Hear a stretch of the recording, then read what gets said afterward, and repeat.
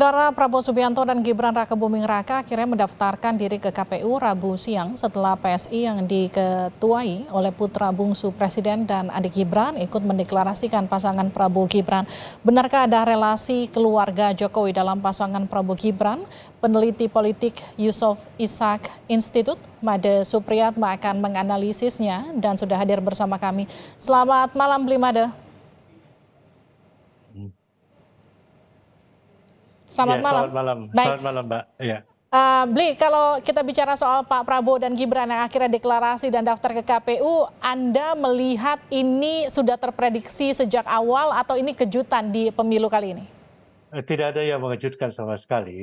Ini sesuatu yang sudah didesain dan menurut saya ya kita kita berharap, banyak orang berharap bahwa ini tidak terjadi. Dan saya melihat bahwa sentimen negatif sudah terkumpul sekarang di mana-mana saya mendengar itu. Saya berbicara dengan banyak orang, dengan banyak kalangan, tidak hanya dari kalangan civil society yang kebetulan bersama saya pada hari-hari terakhir ini, tapi juga dari kalangan orang-orang biasa, orang-orang sederhana, para petani, pedagang-pedagang di pasar.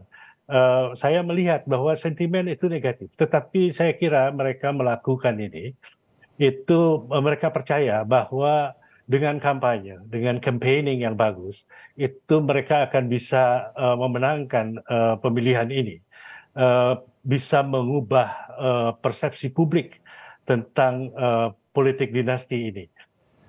Dan saya kira itu tidak hal itu tidak bukan sesuatu yang mustahil.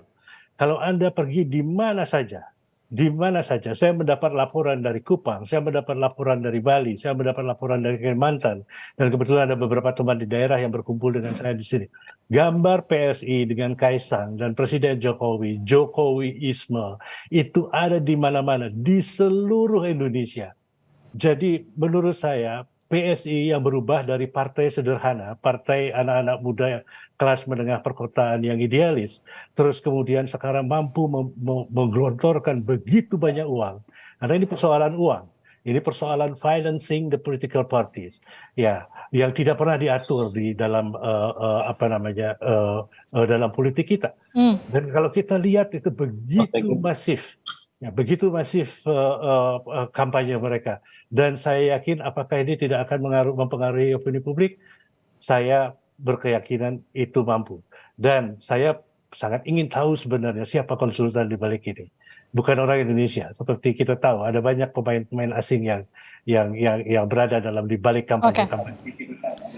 Bli, kalau semalam Kaisang yang juga putra bungsu Presiden Jokowi yang juga adik Gibran ini menyebut relawan Jokowi juga hadir saat deklarasi. Anda ini melihat bentuk all out atau kesungguhan dari Pak Jokowi atau gimana? Ya, relawan itu selalu ada. Sejak saya kebetulan sedang melakukan penelitian ini dan sedang menulis ini.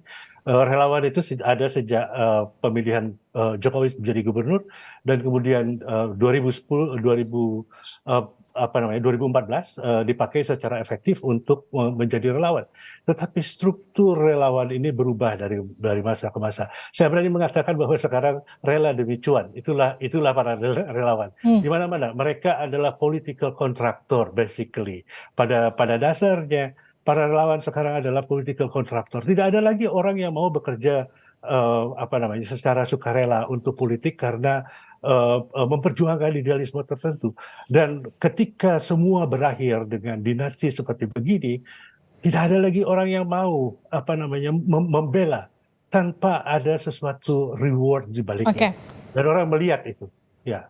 Dan selama 10 tahun terakhir ini bagaimana mereka mendapat jabatan komisaris dan kemudian mendapat jabatan menteri, itu sangat sekali kelihatan bahwa ada reward untuk menjadi relawan. Bli, tadi Anda katakan ada reward untuk menjadi relawan, ada relawan yang kemudian awalnya mendukung Pak Jokowi, relawan Jokowi, kemudian diwariskan menjadi relawannya Gibran sekarang. Tapi ada juga relawan yang kemudian setelah Gibran mendeklarasikan diri menjadi pendamping Pak Prabowo, kemudian menyatakan kekecewaannya dan juga tidak lagi mendukung Pak Jokowi. Bagaimana kemudian Anda melihat fenomena ini?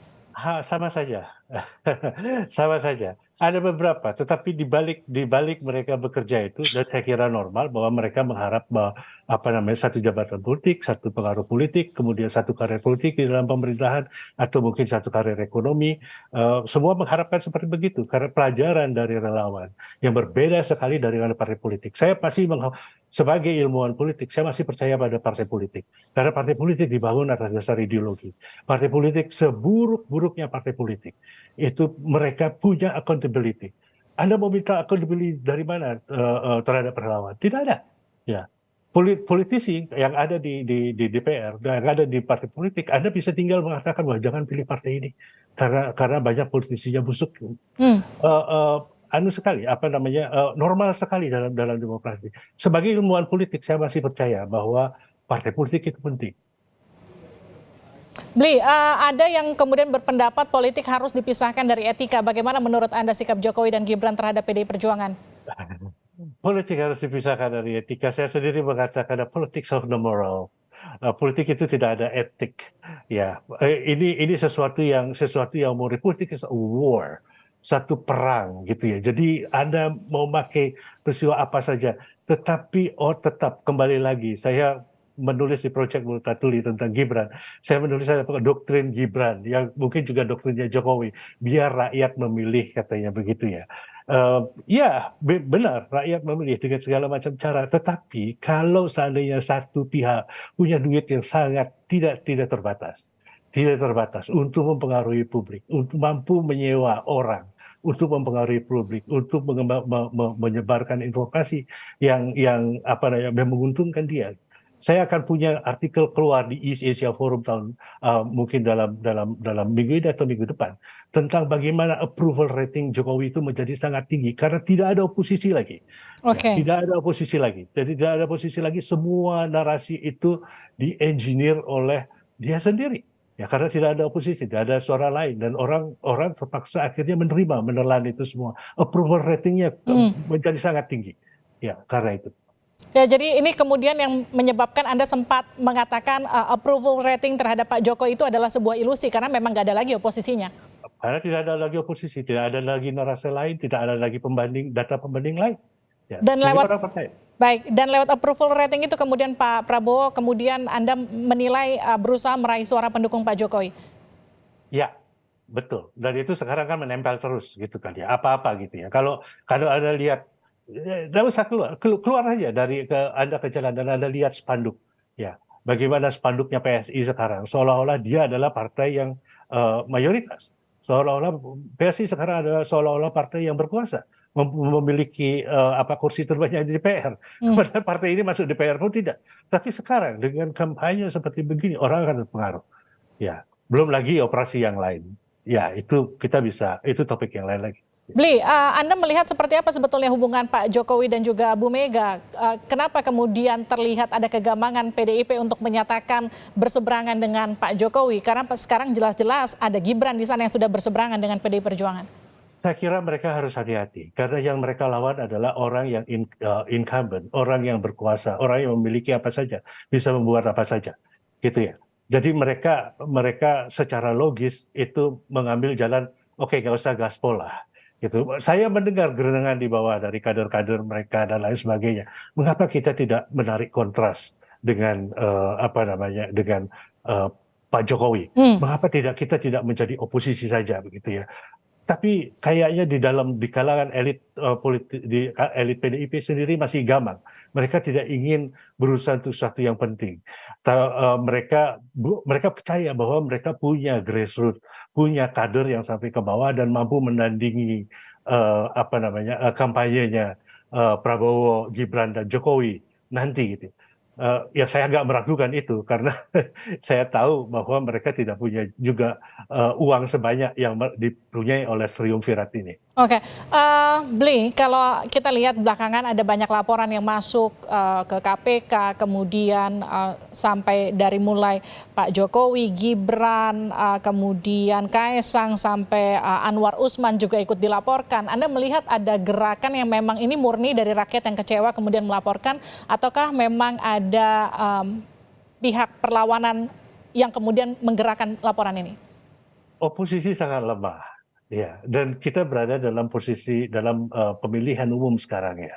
Jadi setiap orang itu berusaha untuk melakukan politicking satu sama lain gitu. Kita tidak tahu. Dan sejauh yang saya tahu itu tidak datang dari kelompok apa namanya civil society, jangan datang dari kelompok-kelompok NGO atau kelompok-kelompok aktivis. Ya, kelompok-kelompok aktivis itu memilih cara lain, tidak melakukan digitasi gitu ya. Ya kemungkinan besar kamu datang dari lawan politiknya sendiri dan lain sebagainya. Itu proses normal. Ya namanya juga orang berpolitik ya. Orang melakukan politicking dan ini adalah campaign season gitu ya. Mendekati campaign season. Ini musim kampanye. Jadi apapun bisa terjadi ya untuk mengalahkan pihak lawan. Menurut saya itu proses yang normal aja. Baik, termasuk soal pernyataan Gibran ketika kemudian deklarasi menyatakan Pak Prabowo tenang, saya ada di sini. Itu bagaimana Anda menerjemahkan itu? Sangat confidence dan kita tahu lah dari mana asal confidence-nya itu gitu ya. Sangat-sangat confidence. Dia didukung oleh kekuatan yang luar biasa besarnya. Kekuatan politik dan kekuatan ekonomi, kekuatan keuangan. Saya percaya itu. Karena saya melihat buktinya sendiri di jalan-jalan. Ya. Baik, terima kasih Blimade sudah bergabung bersama kami di Sapa Terima Indonesia kasih, Malam. Sehat-sehat sama-sama. selalu. Ya, sudah selesai.